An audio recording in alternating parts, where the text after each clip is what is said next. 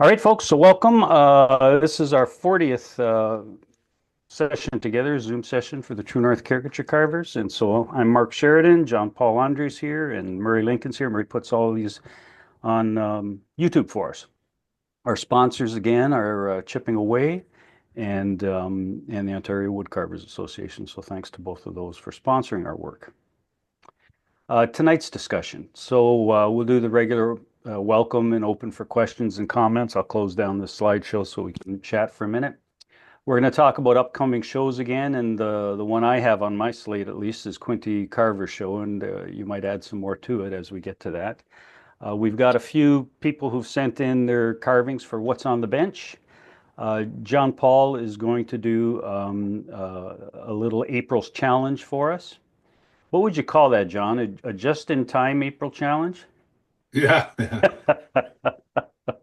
yeah. It was running late. Yeah. We've had a couple of requests. One was on sharpening. Now, I know we've talked about sharpening in the past, but we thought we'd go through that very quickly again and let other people talk about the way that they sharpen as well and see if we can get some tips from other people. So we'll talk briefly about sharpening. Had another request about finishing. So if you recall the last Zoom call, the notion of antiquing came up, and that created a few questions. And so let's talk a little bit about finishes. And so we'll talk about how to prep a carving or how some suggestions of prepping a carving. People can chirp in on that. How to actually do the painting and the elements in painting, and then how to finish it, either with a wax or urethane or other methods. And then we'll talk about tips, tricks, and techniques. Okay, so let's see if we can do this and get back to where we were. There we are. Okay, so again, welcome. And if there are any questions or comments you want to make based on what you've seen here in the past or what you'd like to see in the future, now's the time to make them. So I'll just shut up for a minute and see if anybody has anything to say.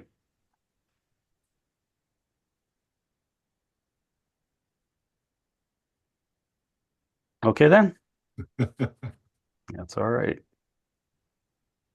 Quiet bunch. That quiet bunch. They'll start gabbing in a minute. You wait and see. Yeah. Okay. Now that's not full screen, is it? This is kind of difficult to use. I think Murray they made some changes on the Zoom and it kind of blocks you out a bit. Okay, there we go. Okay, so let's go ahead and talk about upcoming shows. So the upcoming show that I'm aware of is June 6th, 7th, and 8th in Waterloo at the Manulife Financial Sportsplex. And there are actually two competitions there. One is called the Canadian National Wildfowl Carving Championship, and it's a really good show. They have the normal like open, intermediate, and novice levels of competition, but they also have a master's level of competition. And so they get some really nice looking wildfowl and songbirds in there. So if you can make it to that, a really good competition.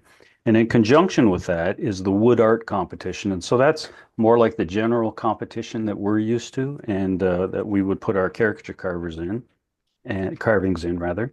And it looks like they're going to have a really good show too. So they have some really nice prizes in each of the categories. Best of level, they do best of level, novice, intermediate, and open, $50 gift cards or cash.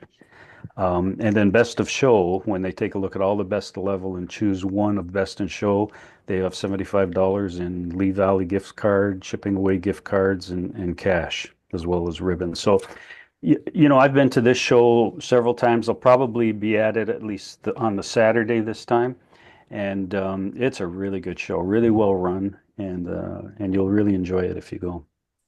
Anybody else have any comments on your experience with the Owl's Nest wood carving show? He's from the field there for 7 o'clock for you. You want to mute there, Murray? That's right, tackles. Okay. Any other upcoming shows that anybody's aware of that I didn't put on the slide?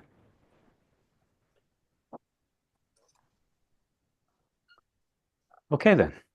A number of us recently attended the Quinte Carver show in Belleville. That was just this past weekend. Here's a nice shot of Mhm. Fred and Marilyn from the Kingston group. Fred, I think you and Roger had three tables there, didn't you, from the Kingston Carving Club? That's right. One was for the pyrography section and two tables for the carving. Very nice. And it was a really good show. And you can see over here in the corner, Fred and Marilyn have our True North Caricature Carving poster and encouraging people to join us online. So thanks for doing that, Fred. There were some really nice carvings there. It was a really big show. What you're looking at here is about half the facility. That empty table wasn't empty for very long. Some other people came along. It was packed with people, showing off things. Some people selling things. There were at least a couple of three vendors there. Really nicely organized show. Some of the caricature carvers. This happens to be the open level. And so some of these carvings you'll recognize from people from the TNNC.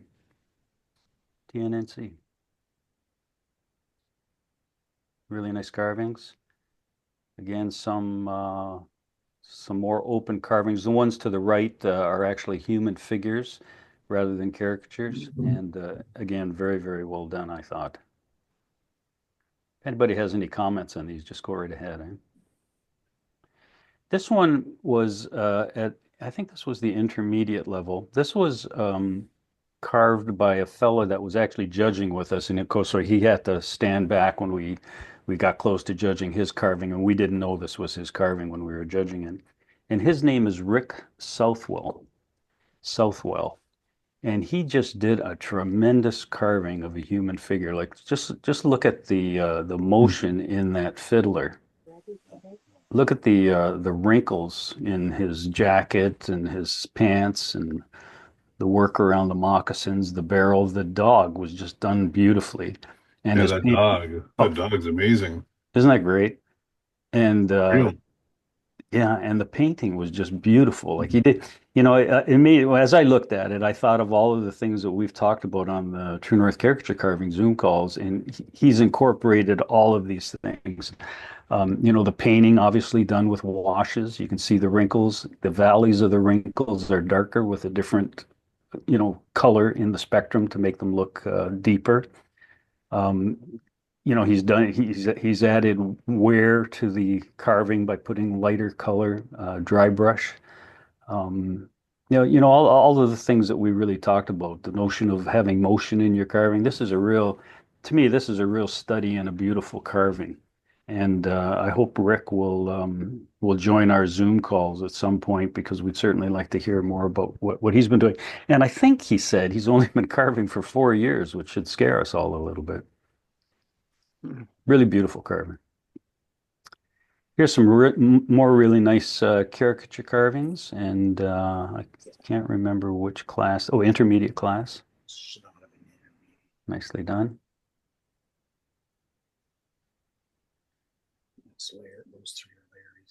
That's you want to mute your mic there, Roger. And some nice wildlife, animal and aquatic life carvings there. Pyrography was really well done too. There was some really interesting pyrography. There were a lot of beautiful carvings. I can't move my cursor when it's in this mode in playing the slideshow. But if you look at that second one, well, the ones with the ribbons in front of it, that little one, that's a little chunk of wood, really. You can see the grain in the wood. That was really well done. The water, the trees, just the way the grain was going really added to the whole notion of the work. Nice pyrography. Some relief carvings here. Again, really beautiful relief carvings. The ones hanging on the board there, they were over 5 feet. I think they were 5.5 feet long.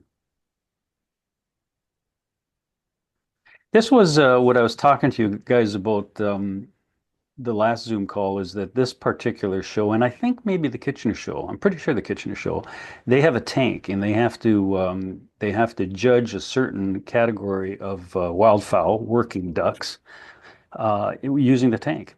And so they put these ducks in the tank, and they have to flip them over, and they have to the decoy itself has to right itself and float in the water, not too deep, not too shallow, but just as you would expect the species of that particular duck to float. So this was really interesting. These were the judges for the wildfowl, and I didn't have much to add to this other than to watch and really appreciate it. Everybody pretty much went up to the tank just to put our hands in the water for fun. The fella in the middle, standing with his arms locked, he's actually standing where you'd actually judge these ducks. You have to be back a certain number of feet to judge the ducks because they're not a decorative perfect duck. They're a duck for working as a working decoy, and it's all about looking like the duck and floating like the duck. This was really quite interesting. So again, if you happen to have time to go June 6th, 7th, and 8th to Kitchener to see that show, you'll see this again, and it's really fun to watch, really interesting. Okay, any comments or questions on anything you saw there at the Quinte show? Roger or Fred, you were both there. Do you want to mention anything? Just the fact that we had, I believe we ended up with some like 31 awards from Wow, about 10 or 11 people from our shop. nice. Nice. Is that correct, Roger? I think. Yeah, it was 32 because Don brought his in at the last minute. But it certainly generated a lot of excitement amongst the club, and there was a nice crowd there. It wasn't as big, I think, as it was last year, but there was certainly a lot of throughput of people and a lot of good carvings, not only in the competition, but on the various tables as people were carving. I was most impressed. Mhm. And Roger and Fred did a good job of getting people in the club excited about it too. You know, everybody brought their carvings back just yesterday with their ribbons that they won, and it was all set up in the spot where we carve here in Kingston. And people really felt good about getting their picture taken with that. We took individual pictures in a light box of everybody's carving. But what really impressed me were our carving club, Kingston Carving Club, happens to be at the Kingston Senior Center. And all of the employees and many of the participants at the Senior Center came through our little workshop, and they were just beside themselves to see what was being done. So, you know, just what Fred and Roger did to have those carvings out, you know, made every carver feel really good about it, but it really promoted the whole notion of carving. So I wouldn't be surprised if more people are knocking on the doors to join the club. I'm Okay, not sure how much money did that cost us for the judges there, Roger? yeah. I didn't even recognize half of the ones you guys put in, thankfully. I understand he has an installment plan now too. Yeah, yeah, exactly, exactly. I'll show you my new car there when I drive up next time. Yeah. Okay, what's on the bench? We got some really nice carving sent in for what's on the bench. Larry, are you on the line? Maybe not. So Larry Whitehead sent in sort of a picture of something in the works, and then he showed the completed one here. So he's made a couple of signs for his daughter's business, and he finished that cow that we saw last time along. So he did a really nice job on that. A few really nice pieces of work there. Firdos, I think I saw you come up on the Zoom call. Yeah, I'm here. So this is just ahead. I was kind of watching some YouTube videos. I've been away from carving for some little bit of time because of busy schedule with work. So I was just watching some YouTube videos, and this had I carved from 1.5 inch square block of wood. It's about 3.5, 4 inches tall. So, you know, just followed along some videos and came up with this. So now I have to carve the rest of the body. You did a nice job on the eyes. I like the angle of the eyes. Now, would this been done on a 45, or did you just do that by Yeah, yourself? yeah, on the corner. On the corner, yeah. It really turned out well. I like the way the eyes are coming back. You know, I always think to myself, when you look at the side of the face, you want to be able to see the full eye, the pupil. And Yeah, and you can thank in this you. case. Nice job. Thank you. Wayne sent in a few pictures. I got 2 slides here for you, Wayne. Yeah, that's before. That one I had on the bench for quite a while, and I just couldn't get motivated. And then suddenly it hit me, and I said, I better get this thing cleaned up. So that was getting ready for painting there. And there Nice. he is. There he is painted up. I've done that guy before. I don't know. Perhaps the fish might be a little bigger this time than last time. Plaid shirt. Try to put that on him. And I like to add the tiny little details. I use some embroidery floss for the represent his fishing line. So looks like it's an actual pole, fishing pole. And just your typical South Shore redneck, I guess. Looks nice. We had a guy on our Zoom call showing us how to paint plaid. Did you look back at the Zoom call? Yeah, well, I referred back. Yeah. Nice carving. Any comments or questions for Wayne? Okay, thanks. Really good paint job, eh? Yeah, really nice. Really looks smart. Thank you. Okay, Janice, are you on the line tonight?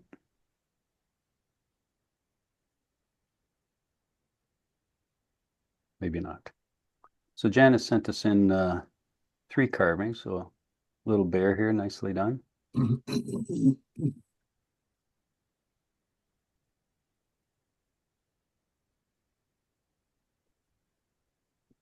Must have been all finished up for Christmas. Nicely done face, eh, John? Oh yeah, nice. Yeah. Nice beard too, eh? Yeah. Here comes Janice. Oh, good. Hi, Janice, are you there? Oops. There she is. You're just in time, Janice. How's that? Can you hear me? I can. Can you see you see the picture of your little bear? I do. Well, why don't you tell us about that then? I've just been trying some different things lately. So I normally don't use patterns, and did this little one out of some of the woodworking magazines. So I've been trying a few different ones lately. So a little Christmas bear. Yeah. Turned out nice. Nice and bright. Thank you. And again, from one of the wood carving magazines. And I wish I could remember. I should have the artist's name on the tip of my tongue, but I don't. John was commenting prior to getting on the line here. Well, we both were commenting. The face is really nice, and John really liked that beard. Really looks smart. And the eyebrows. The eyebrows are really well done. One of my friends told me that all the Santa Clauses that I make look like my husband with the big bushy mustache and beards. Well, you got a live model. Right? Yeah.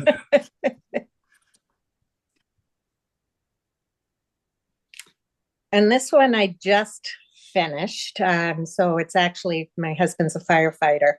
So that's his number and such. But yeah, again, just trying to get a little more detail in some of my faces. I tend to do the more caricature, or the ones like the previous ones.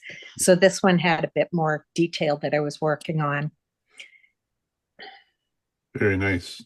Mm-hmm. Nice hair. Mm-hmm.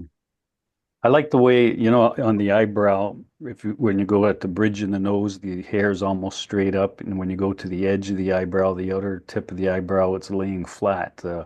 That's a nice thing for everybody to remember is the eyebrow doesn't go straight across horizontally, and it doesn't go vertically all the way down. It changes from the bridge of the nose to like a 45 or a 60 degree on the edge. And you did a nice job of that.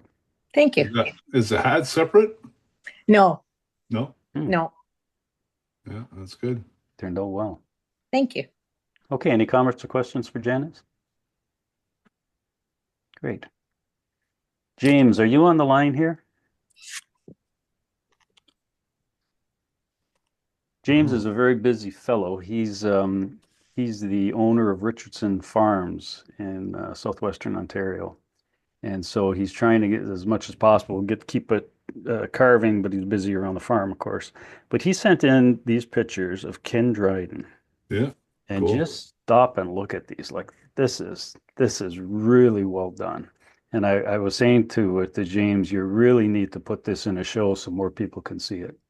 Just the posture, everybody knows that posture, right? And in fact, he calls this carving the pose because everybody knows that Ken Dryden pose.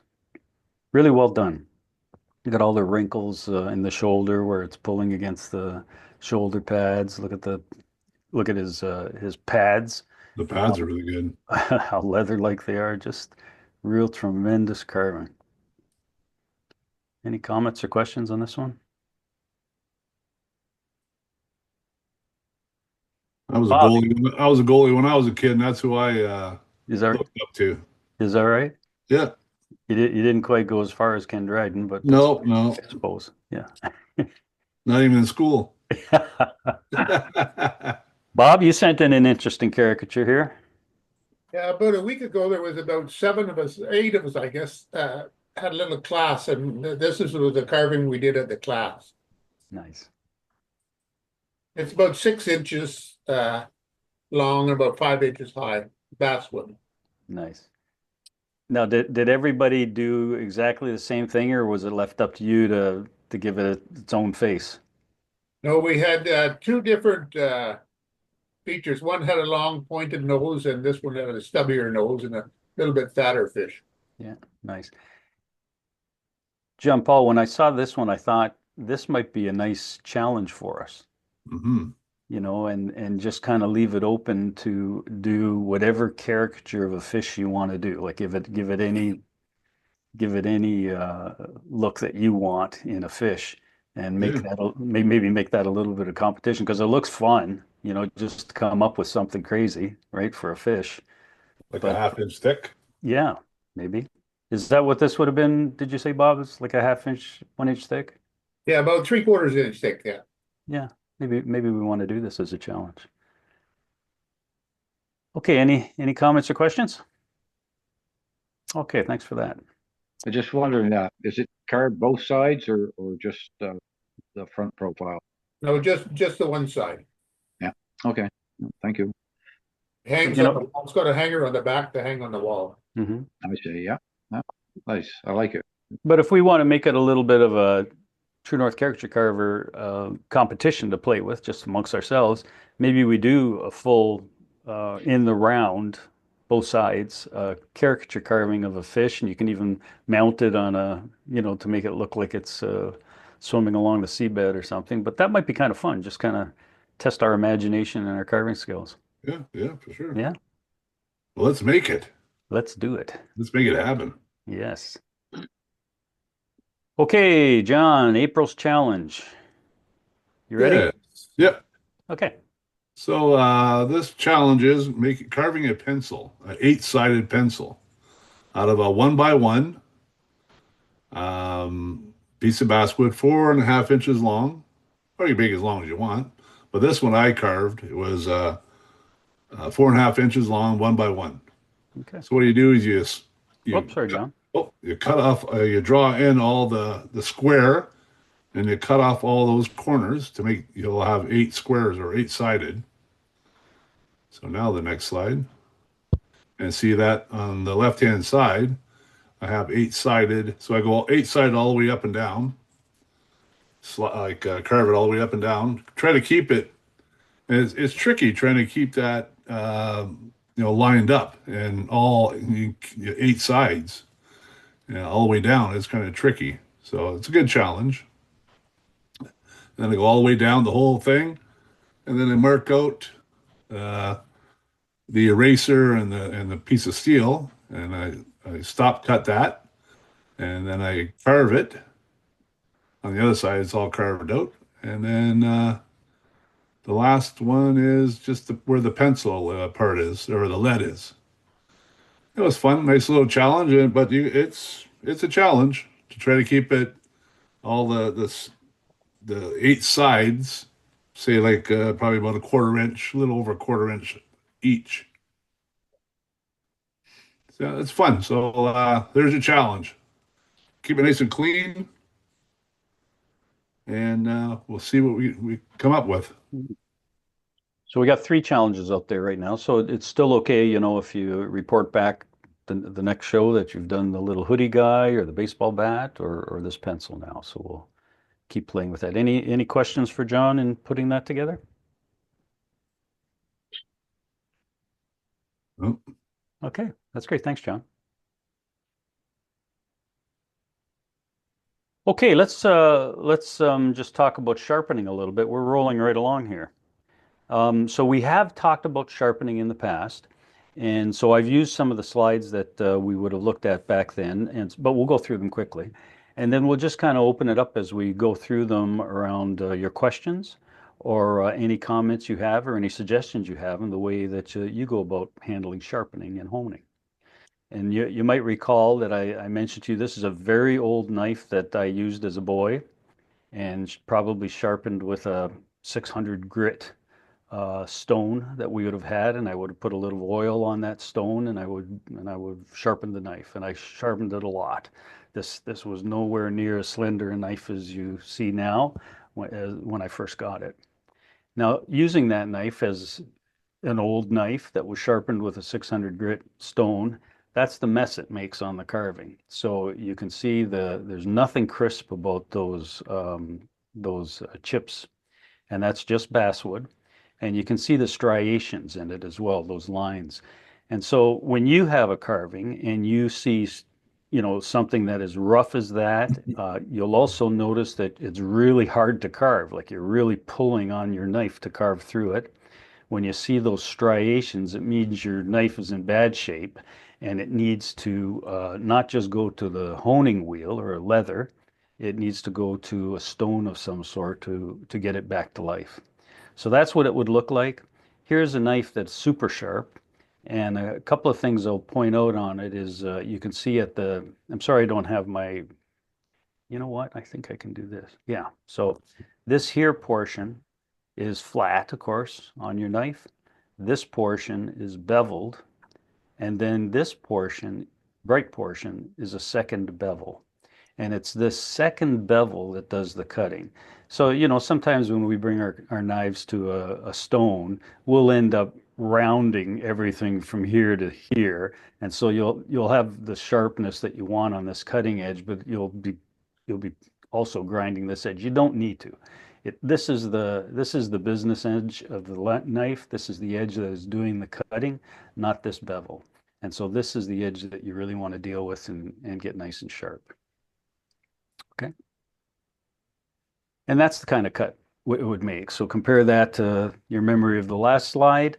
It's a cleaner cut. You'll know you've got a sharp knife because it'll feel like it's been polished with wax. That cut feels as smooth as it's been waxed. And you'll see no striations in there. So there's no chips or nicks on that cutting edge of the blade that you drag through the wood and scratch the wood, basically. Okay? You should hear it too. You should hear the cut. Yeah, go ahead, John. Explain. Yeah, explain you should hear the knife go through the wood. Just a nice crisp, like noise, I guess, Yeah. or chip.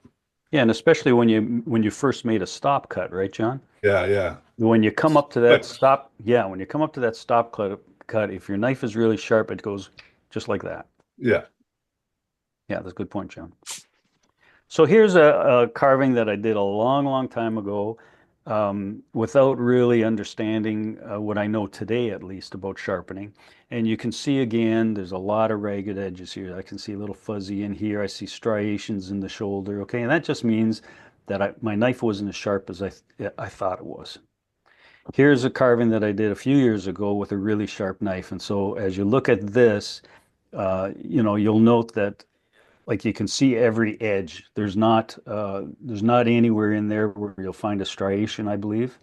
And this isn't a huge carving, so the detail around those eyes that I was able to put in, you could never have done that with a dull knife. It would have just chipped away all that wood. You needed a surgically sharp knife to get in there and make those wrinkles. Okay, and so that's what a carving looks like when you have a really sharp knife. Now, the sharpening business, as I mentioned to you earlier, you have the flat. This is the cross section of a blade. No, it isn't. Yes, it is. It's cross section of a blade. So this would be the flat section of the blade. This would be the first bevel, and then this would be the business end where you really get to sharpen.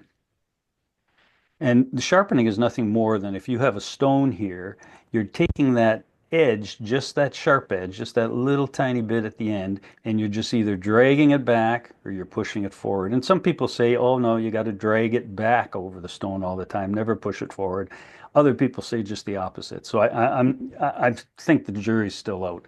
If you're using the right stone and you're holding your blade like this, and again, this is a cross section of the blade, people say that you should be able to put like a quarter, 25-cent piece, a quarter under here, and that might give you about the right angle to get at this edge. But you want to make sure that the very edge of your blade is dragging or being pushed over that stone. Okay? Again, if anybody has anything to say or any questions, just chip in here.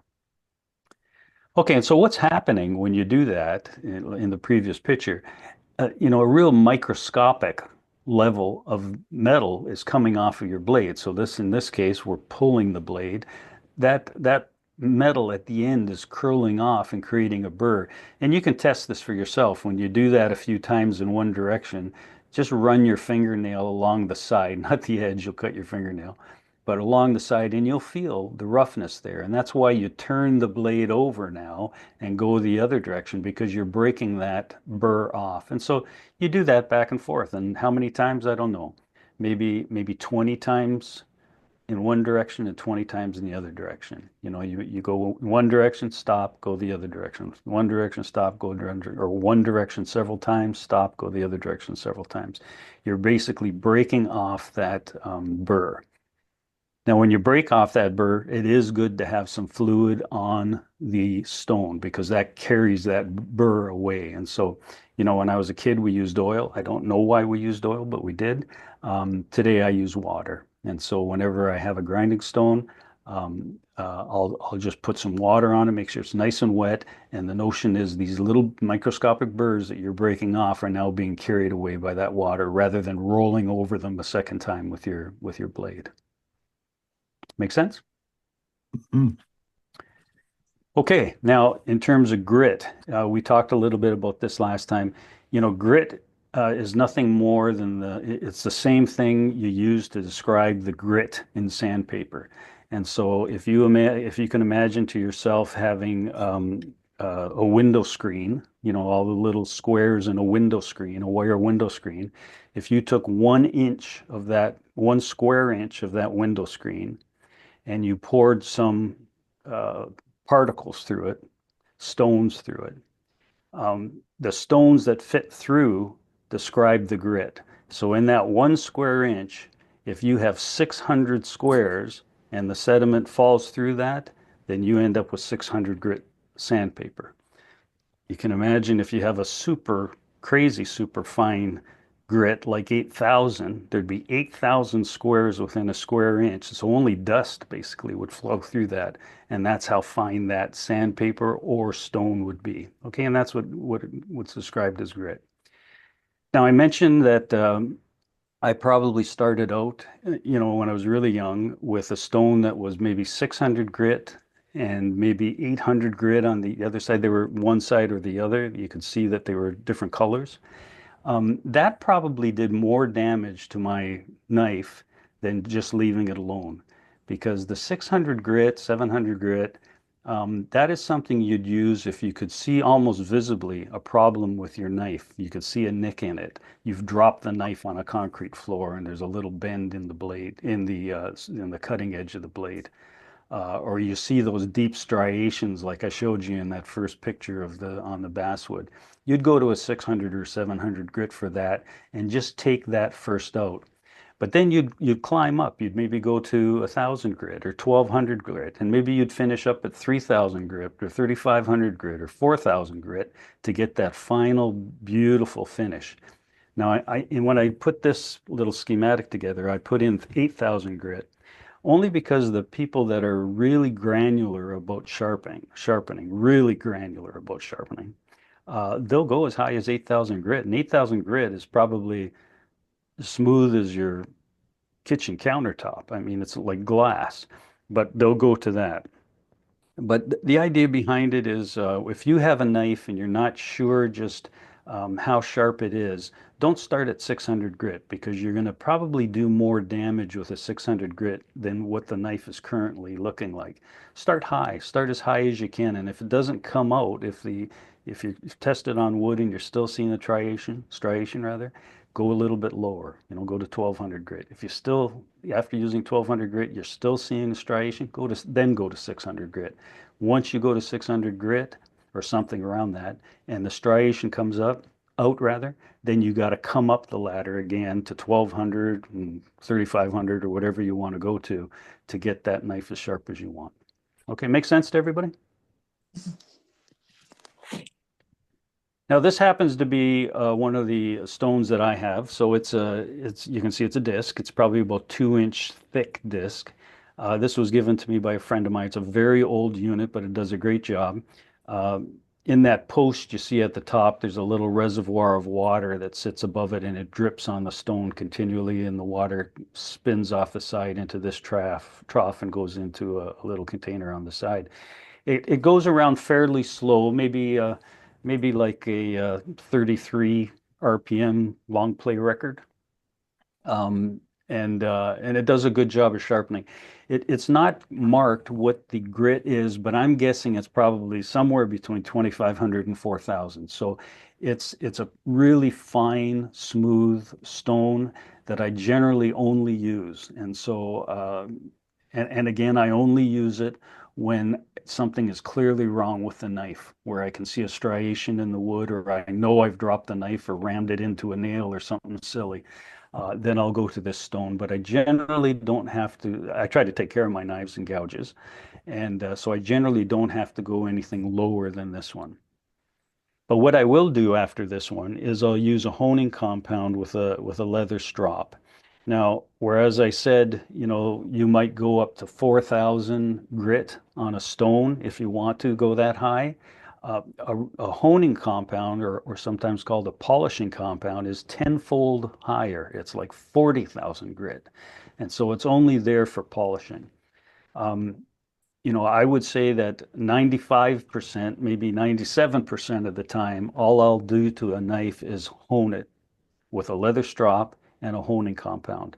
Again, it's only 3 or 4 or 5% of the time where I've damaged the knife and I have to go back and use a very high grit stone. And the strops don't have to be terribly fancy. This is a good strop that was put out with flex cut. It's not a great photograph, but there's more shapes like this on the other side of this wooden strop, so you can put your polishing compound in here and drag your gouges through that.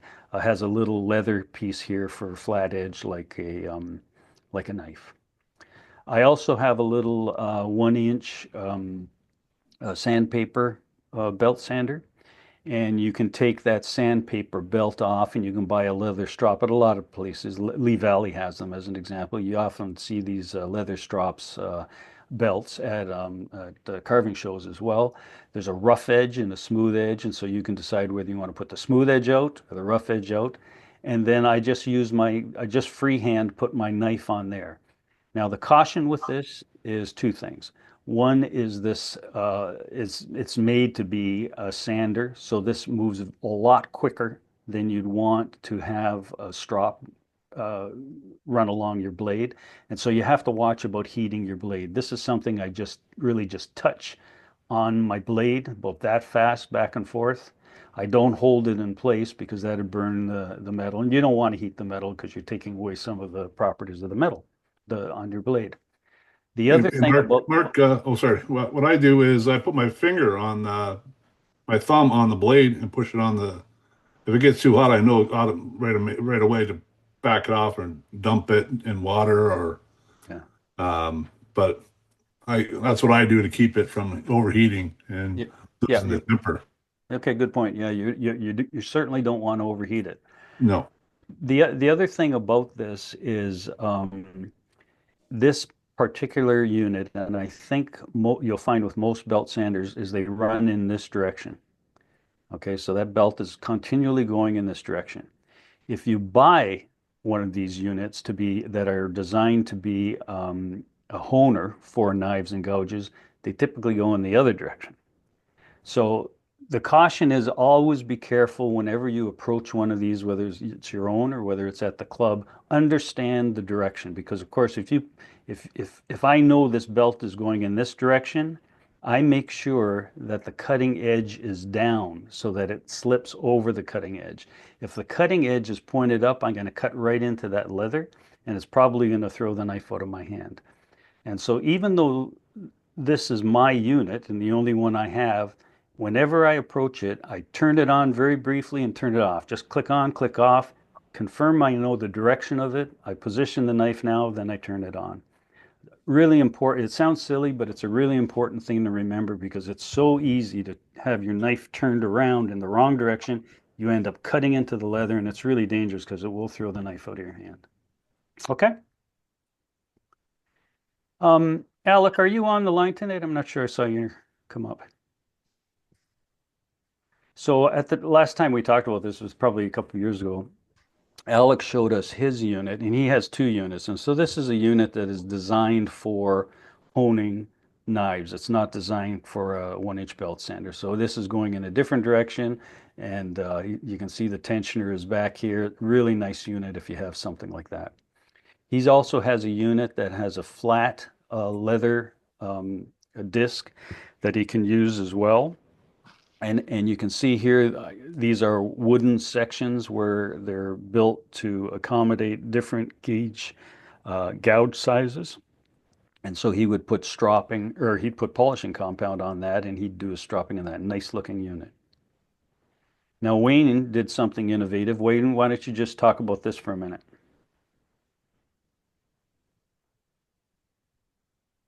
You there, Wayne? I'm here. I can find to get this thing unmuted. Yeah. Yeah, I didn't. You kind of surprised me. I forgot you had this picture. That,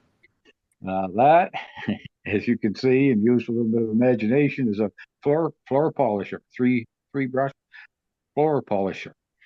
Took the handle off, turned it upside down, cut the bristles off, made some plywood discs, and I put Velcro on them. So what my intention was that I could by putting them on with Velcro, I could use different grits and all that, but that was just all in my imagination. I put these on and they stayed there.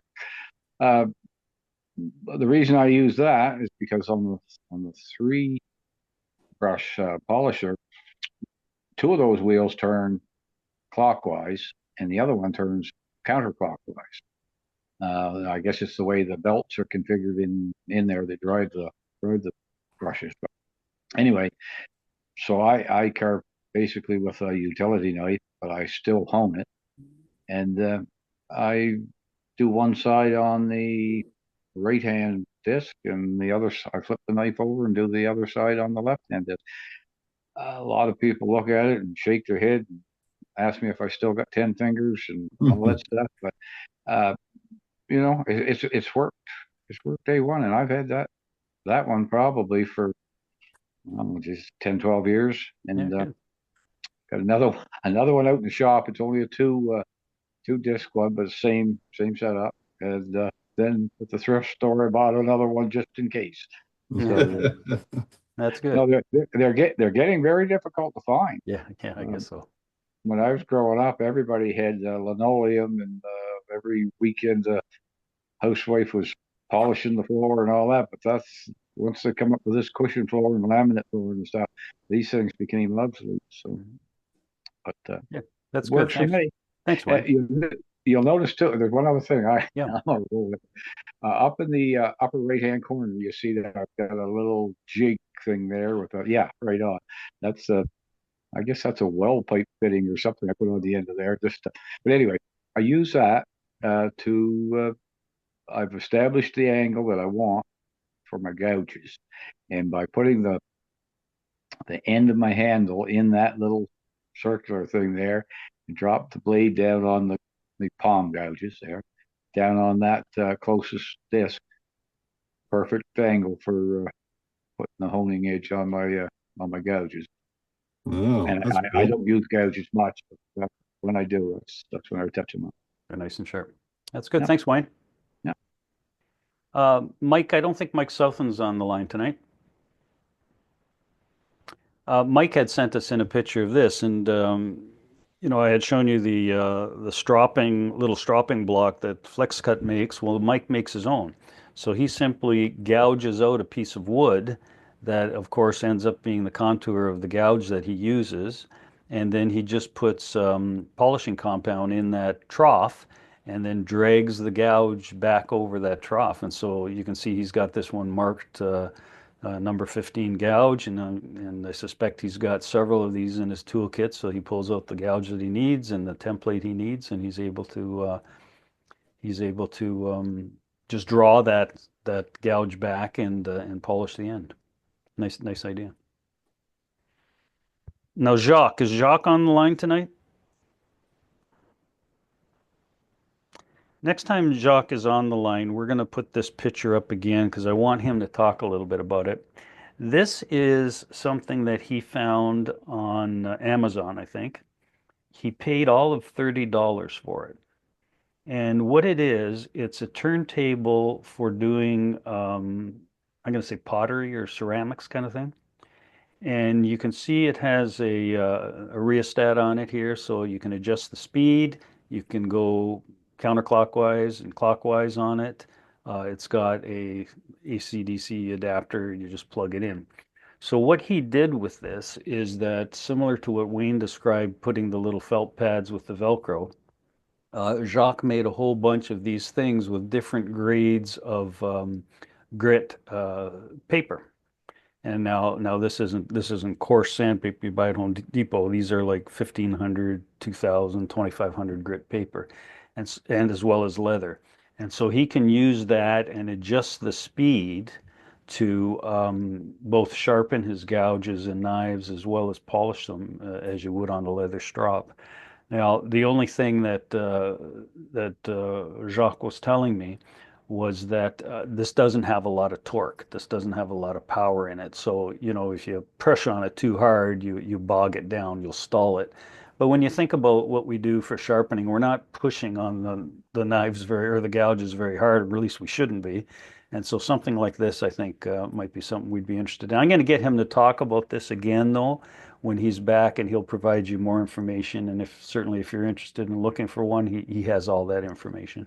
But for $30, kind of a cool thing. Okay, so I covered a lot of material there. What do you folks have as questions or to add to the discussion? Okay. Mark, I got one statement and one either question, clarification. I don't know if any of you guys can see this. It's the book called The Complete Guide Wood Carving, and it's by a guy named Everett Ellenwood. Okay. In it is a section on sharpening, but what I wanted to highlight was he has a video. You can go to his website and order the video. I think $25 US or something. The video is about an hour and a half long, and it goes through all aspects of his style of sharpening. He talks about technique from stance to stroke, gets into sharpening knives, sharpening gouges, sharpening V tools, sharpening micro tools. I found it very useful. Although I've been carving for 6 years, it's only been the last year that I've really sort of understood the importance of sharp tools. And I would just recommend anyone get that video. It's, again, his style of sharpening, but it's rather all inclusive of techniques and all that. So that's just one statement. Good suggestion. Thanks for that. What was his Mark, name? just to clarify, Just fire his name to us again, Doug. okay. Everett Ellenwood, Ellenwood. Okay. And it's a wood carving illustrated book. He has a website. I'm sure if you just Googled Everett Ellenwood, you'd come up to his corporate website. I'm trying to look at it right now. There's something here that's telling me. Anyways, I don't see it right now. Anyways, that's the book. Good. But just some clarification, Mark. And is it, sir, do I have the correct understanding? Again, each of us have our own style, but when it comes to sharpening knives, like I've seen a lot of people do a lot of back and forth, like rapid, and then they flip it, or a lot of back and forth. And I've seen, okay, I think you described, do it once, then flip, and then do it again. And again, either way is not better than the other or destroys you. It's what you become comfortable with. Is that right? Yeah, I think so. There are some people that get really aggressive about it, and say, oh no, this is the absolutely only way to do it. And these people make a point that if you go back and forth like you just described, and you're picturing all that microscopic burrs that you're taking off of the knife while you're doing this, that you're really rubbing the steel knife across all of those burrs, that pool of burr, right? And so I can understand that. Then another group of people would say, no, draw it in the same direction and let the water carry away those burrs, so you're not going over that pool of burrs every time you're going. I'm not sure what's right. I think if you're going at it, as you were saying, heavy-handed, putting a lot of force on it, in my experience, that's wrong. Like when people have seen me work on their knives on that little circular stone that I showed you, or put their knives on a honing tool, like a belt honing tool, they inevitably say, wow, you're so light with that. You're hardly putting any pressure on that at all. And that's been my style. And that, for me at least, produces a really sharp edge. I'm not sure going at it really heavy-handed and taking off lots of material with every stroke is the right way to do it. I think that you're kind of abusing the knife a little bit. Okay. The other thing I think of is, the old barbers that we used to go to that would have the leather strop, right? Yeah. And they'd have their shaving knife.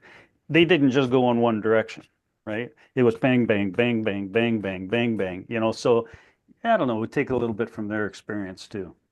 Yeah. Okay. And did I catch you right that green compound from Veritas, you would say that's closer to a 40,000 grit?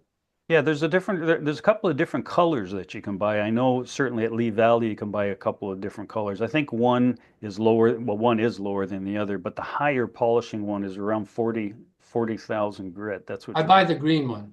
I think that's the one I use too. And it's probably closer to 40,000. Like it is just for polishing. That's all I it's didn't for. realize that. Yeah. All right, fine. Okay, any other comments or questions?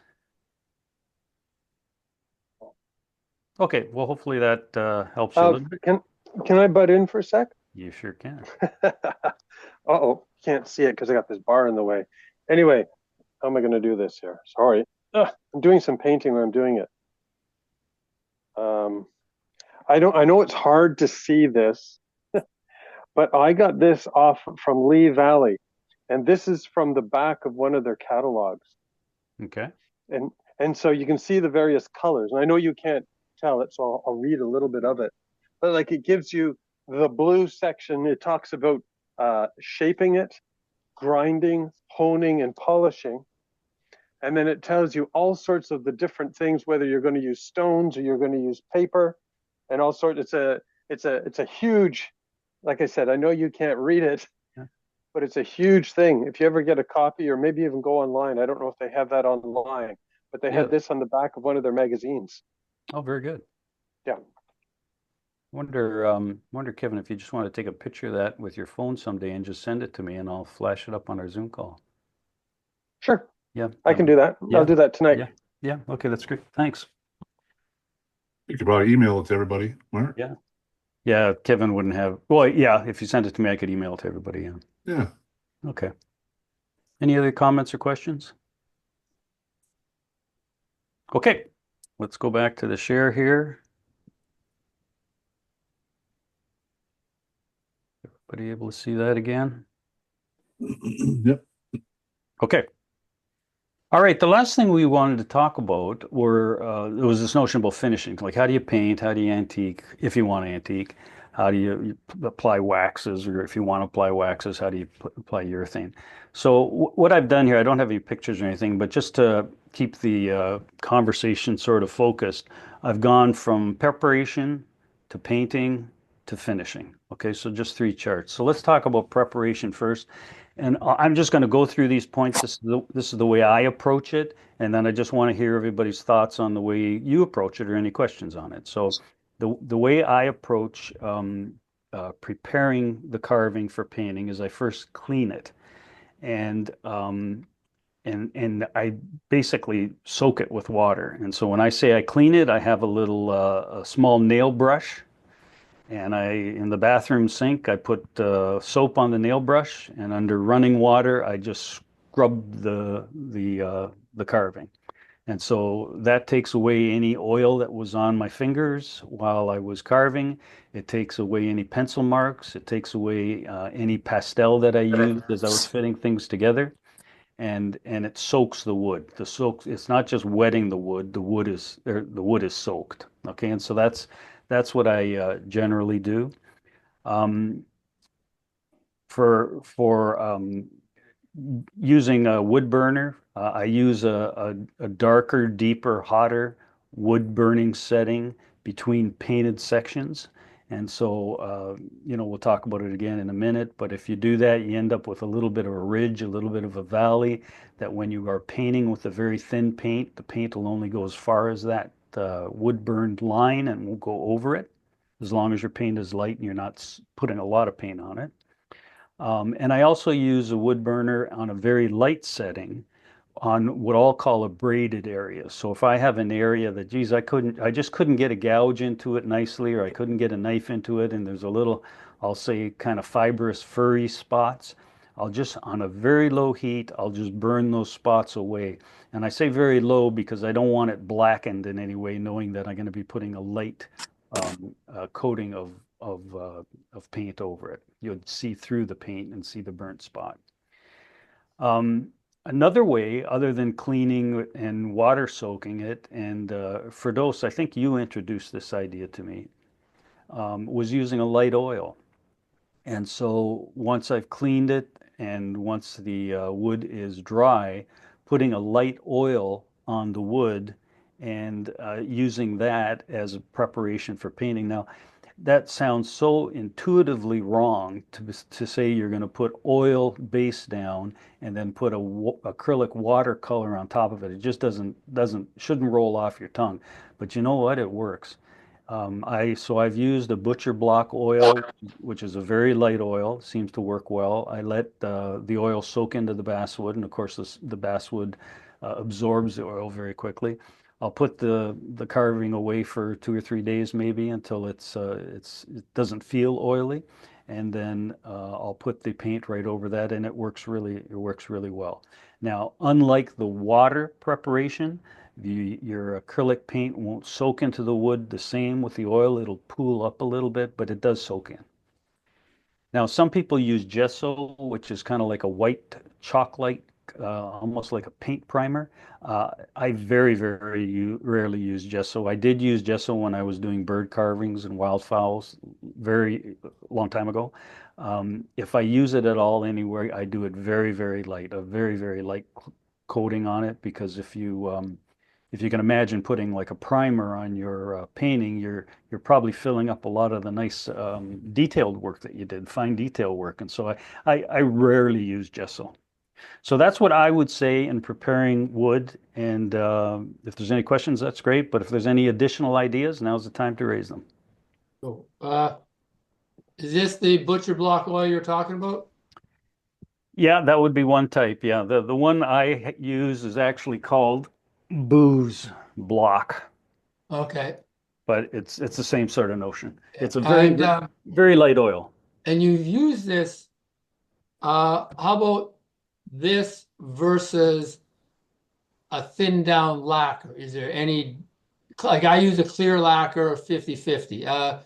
Any pros and cons there? My experience has been with a lacquer, you're sealing the wood, and your water paint won't absorb into the wood because you've put a sealing film there. With the water or the butcher block, it still accepts the paint. The paint will still absorb into the wood. If you put the butcher block oil on, it'll absorb less, but it will absorb. If you put a urethane sealer on it or some kind of mixture of turpentine and urethane, you've made a block. You've blocked anything from getting in that, and so your paint now will just sit on that urethane, and it won't actually penetrate into the wood. The clear lacquer I've used, from my understanding, it soaks into the wood as opposed to the polyurethanes that sit on the wood. Okay. Yeah, That's sort of the general same concept as the butcher block oil, I guess. yeah, and so that hasn't been my experience, Doug. I find that if I have any like a urethane sealer, a film that I've put on the wood prior to painting, then my watered down acrylic water-based paint will just sit on that. When I go to try to put layer after layer, I can't get past that urethane. Now, you might have something that leaves the top surface of the wood still penetrable, but I have a hard time imagining that. But if it's working for you, that's great, man. I'm not saying my paintings are any good. Yeah, I'm sure they are. Okay. Good comment. Any other questions or comments? John Paul, do you have anything to add to that? No, that's exactly what I do, pretty much. Yep. Yeah. Okay, so let's talk a little bit about painting. So I do use water-based acrylics. I have used oils in the past, but I really prefer water-based acrylics. And I use it in what I'd call multiple light coats, and it's often called washes. Now, when I've sat with people and produced a wash by adding water to, just the normal tube of paint or canister of paint that we get at Mark's or wherever, at Michael's or wherever, they're always surprised at how thin a coat that I'm putting on. So I'll put a little dab right out of the tube on a surface, a glass surface, say, and I'll add quite a bit of water to that so that you can actually see right through the color. If it's a blue, you can see right through the blue now. Now, it's not to the point where I put my brush on the carving and everything drips down my hand, but it's pretty close.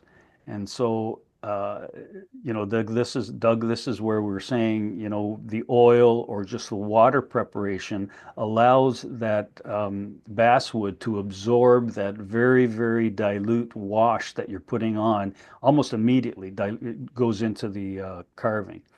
I'll often use I'll always basically use a hair dryer. I don't use a hair dryer anymore for myself. So I have this on my carving table, and between coats, I'll just use the hair dryer, and it dries it right away. I'll put another coat on, dry it right away. I might put 2, 3, 4 coats of this light color on until I'm satisfied what it looks like. And those are called washes. The other point is I'll say I try to use a full spectrum of colors. So if I'm doing something that is blue, I'll use a midnight blue, I'll use a royal blue, I'll use a dark blue, I'll use a pale blue, I'll use a full spectrum of colors. And the notion behind that is, again, imagine yourself doing a wrinkle on a shirt. Well, the top of the wrinkle, the peak of the wrinkle is going to be a very light color because that's where all the light hits it. The depth of the valley of the wrinkle is going to be very dark. And so you want to be able to put a very light blue on the top of that wrinkle, a very dark blue on the inside or the valley of that wrinkle. And the same thing goes for shadows. If you know that you're doing a blue shirt and you're doing it in such a way that you know that the sun's going to be coming down on the person and there's going to be a shadow under that person's chin and the person's collar is tied right up, you do a little bit darker underneath that chin just to show again the depth of colors and the depth of the shadow, right? So we've all done carvings and we can look back at and when you go to carving shows, you'll see carvings that are done without a full spectrum of colors, that it's just one color. A shirt is just red and it's the same level of red right through the shirt. Looks nice, but once you start using this notion of I'm going to use different spectrums of colors or the full spectrum of colors, really make a difference to your carvings. When that's all dry, I dry brush things like worn spots and dirt and that kind of thing. So a lot of the guys carvings that I do are working men, and so they've got their working shirt on, and so the top of their collar here is going to be worn, and so I take a little dry brush of beige, and I even with my finger behind the brush, I'll just scrub the top of that collar or the lapel to show a worn spot. The same thing I'll use for putting a little bit of dirt on a shirt or a pair of pants. I'll use colors like burnt sienna and yellow ochre, and just a little bit on a brush.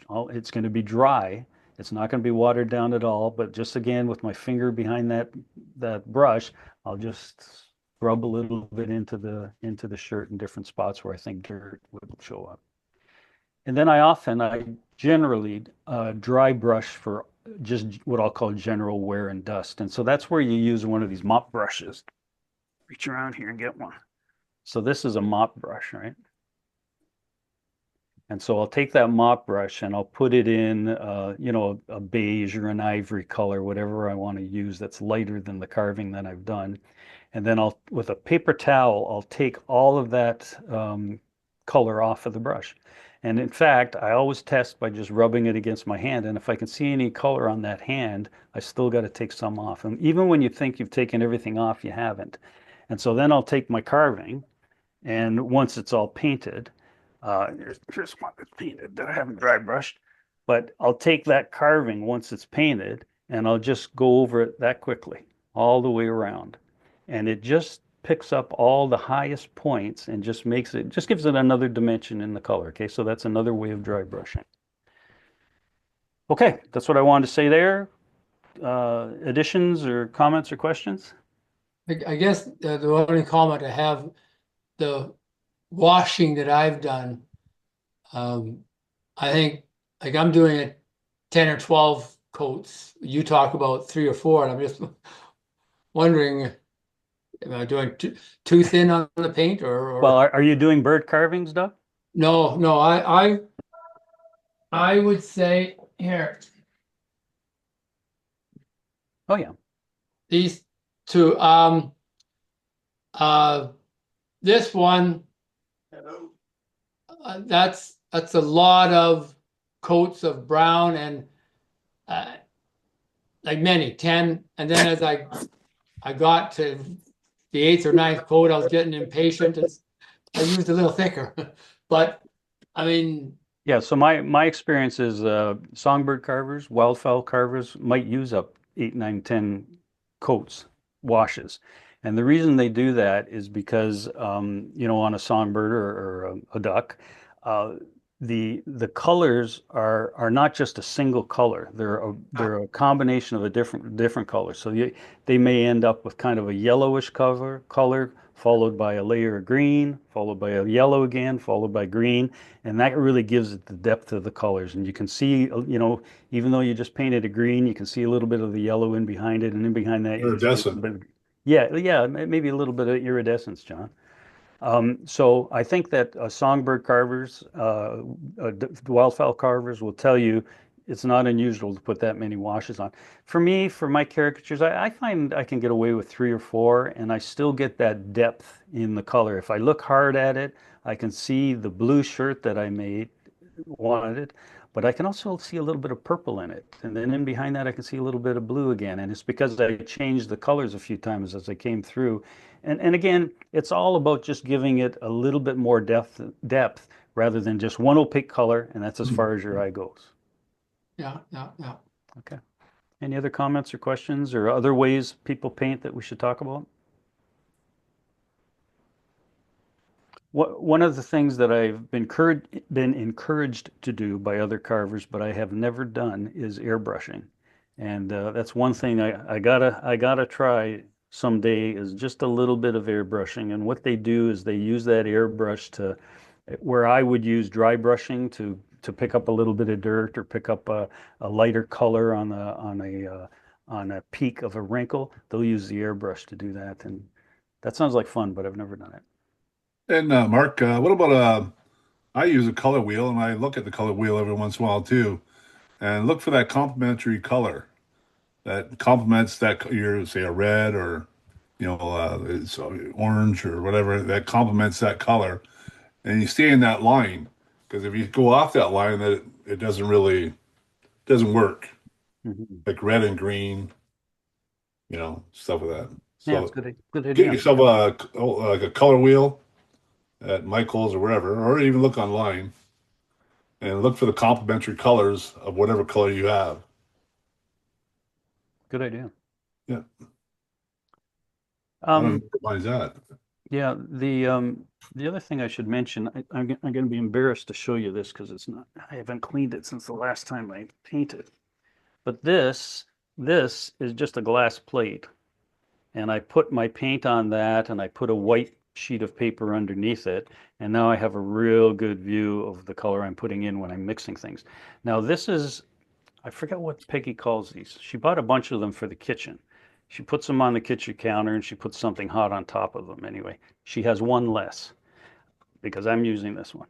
But she bought these, I think, at Amazon, really inexpensive. They got a little silicone beads on the bottom, so it stays in place.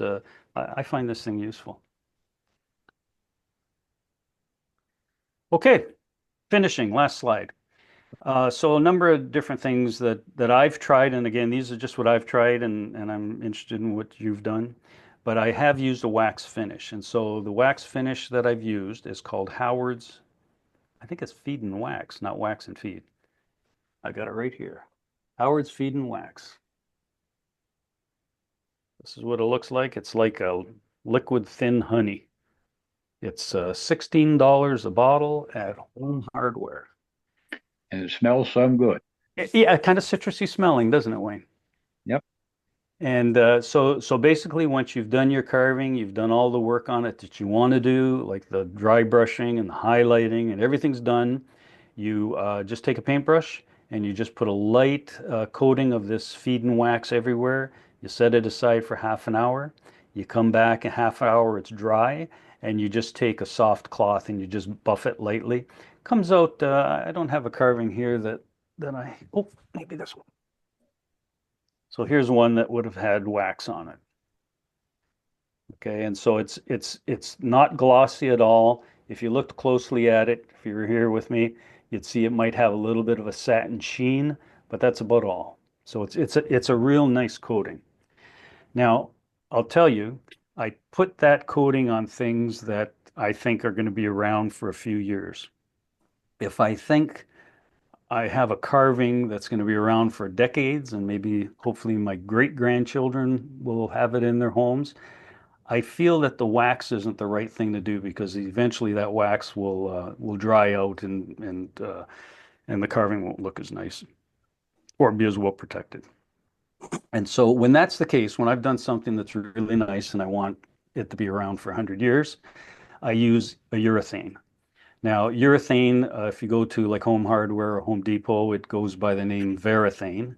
That's just the brand name, but it's a urethane. It's a polyurethane. And I use that for longer lasting finish. The ones that I choose are, first of all, oil-based. I don't use the water-based. The water-based dries too quickly for what I'm about to describe to you. I use an oil-based satin finish. And so they usually come in a matte finish, a satin finish, a gloss, and a high gloss finish. I find the matte is a little bit too matte-ish. I like the little bit of sheen off of a satin, but it's almost a matte. So I use the satin finish. Now, what I do is something that I learned by watching a video by Lynn Doughty, and he's on Out West Wood Carving. If you look that up, you'll go right to his site, and he has some excellent videos, and one of them is on finishing. And what he taught me to do by watching that video is put the satin finish on, do a section that you can handle, say maybe a couple of minutes before it dries, and then wipe away that finish. And that might sound counterintuitive, but what you're doing is, even though you're wiping it all away, there's a film of that finish still on your carving. You won't be able to wipe it all away, and that's what protects the carving. Now, the key to that is don't wait more than a couple of minutes, or else your urethane will start getting tacky and you'll make a mess. And also, when you wipe it away, you have to use like a kitchen white paper towel, but not the good stuff. Get the cheapest stuff you can buy that is just one ply. If you get the good stuff, it's multiple ply and there's fibers in it. And when you go to wipe this urethane away, all those fibers will end up on your carving. And the more you wipe, the more fibers will end up on your carving. So you go to the dollar store or you go to No Frills and you look specifically for the one ply white kitchen paper towels. And you literally just wipe. And it's not an abrasive wipe. Sometimes it's kind of a dab to get into the little crevices. You might be moving the paper a little bit. You don't want to be really abrading it or going at it wiping, because you run every chance of wiping away all of the detail that you did in your dry brushing. Okay, and so that's a real key thing to remember. The other key thing to remember about this process is let the acrylic paints dry before. See, I even said that wrong. Let the acrylic paints cure before you do this. And curing of acrylic paints is upward of 30 days. So your acrylic paint will look dry, it'll feel dry, it'll be ready for another coat of paint, but the chemical bond won't be made yet. It takes 30 days for that acrylic chemical bond to be made, and then it's harder than nails, okay? And then you can go ahead and use the satin finish and do a little bit of light wiping and not worry about taking the paint off because it's cured. Okay, so a couple of really important things there to remember. Well, three important things. It's an oil satin finish. It's the right towel, a one-ply towel, and it's waiting, pretty close to a month before you do this to make sure that your acrylics have cured. Okay. Now, the last point here was if antiquing, the whole notion of antiquing is you've taken a type of a stain that has a color in it and you've applied it to your carving, and now you're wiping away the stuff. And when you wipe away the stuff, you're taking all the stuff off the highest points of the carving. And so some of this darker stain will end up in the crevices and giving it a little bit more personality, if you want. So you can do that, but it has to be urethaned first. If you put the antiquing right on your acrylic, you'll never wipe it off. You have to have that hard urethane finish that I described earlier. And now when you put the stain on it, it won't penetrate into the wood. It'll only sit on that film of urethane. When you wipe it away, it'll stay in the crevices on that film of urethane and give it a little bit of darkness, a little bit more character.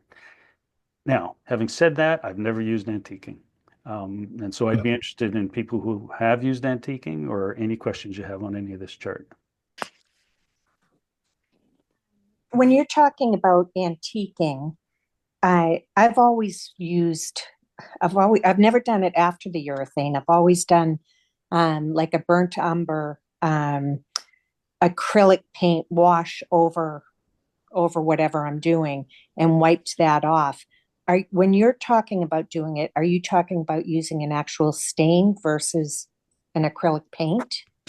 The only antiquing I've ever experienced, when Peggy and I were first married, we'd get these little ceramics, and we'd paint the ceramics with acrylic paints, and then we'd seal it with the urethane, and then you'd actually buy at the ceramic stores a little jar of antiquing, and it was oil based because you could smell it, but it was almost like a gel. And Yeah. we put that on and wipe that off, and it looked really nice for these ceramics. What you described, Janice, is using a water-based darker color over water-based paint. I think that would work. I've used like a burnt umber or watered down burnt umber, paint it over, wipe it off, Yeah. and then wait till after that to urethane it. Yeah, that sounds like that might work because you're putting water-based on water-based. I'd just be a little bit concerned if the dark umber got absorbed into the water-based carving everywhere, in addition to the places that you wanted it to stay, right? Mm-hmm. Yeah, so that'd be the only thing that I'd be concerned about. I think that I would experiment in putting a film on that, a layer of urethane, and then putting your burnt umber on, and then wiping it off then, because then you know when you put your burnt umber on, it's going to come off all of the places you rub it, right? Right. Okay, thank you. Yeah. Pick an old carving that you don't like too much and try it. Oh, there's many I don't like, so I've got lots to practice on. I've never done the antiquing either, but some of the more experienced carvers and painters in Winnipeg would use a method more what Janice has just described. And I guess like antiquing is just another style of finishing. It's your preference on how you want your carving to appear. I was almost getting the view it's the be all and end all, then all carvings have to be antique, but I gather that's wrong. Or I don't know if it's wrong. It's a preference. John.